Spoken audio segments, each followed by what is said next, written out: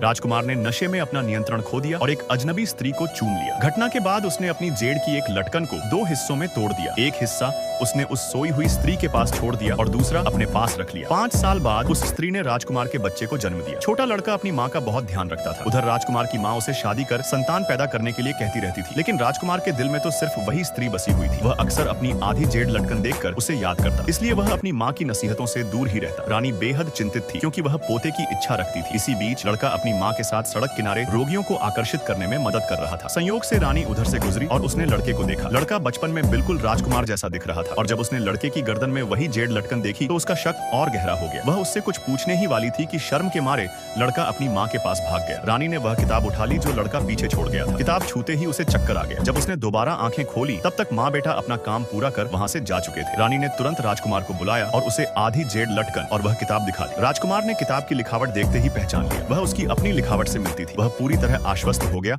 कि वह लड़का उसका ही बेटा है। उसने पूरे नगर में माँ बेटे को खोजने का आदेश दे दिया। उधर स्त्री परेशान थी क्योंकि उसके पास अपने बेटे की पढ़ाई के लिए पैसे नहीं थे, मगर वह चिकित्सा कला में बहुत निपुण थी। संयोग से उसने रानी की ओर से चिकित्सकों की भर्ती का ऐलान देखा और तुरंत बेटे को लेकर महल पहुंच गई। जल्दी में उसे शौचालय जाना पड़ा, इसलिए उसने बेटे से वहीं रुकने को कहा। बेटा समय बिताने के लिए सुलेख का अभ्यास करने लगा। उसकी लिखावट ने महल के सेवकों का ध्यान खींच लिया और वे उसके वास्तविक परिचय पर शक करने लगे। तभी चालाक गृह प्रबंधिका ने अपनी बाल सजावट उतारकर चोरी छिपे लड़के की थैली में डाल दी ताकि वह स्त्री नौकरी न पा सके। राजकुमार को पाने की चाह में उसने स्त्री को गुस्से में धक्का दे दिया। सौभाग्य से राजकुमार समय पर आ गया और उसने उसे बचा लिया।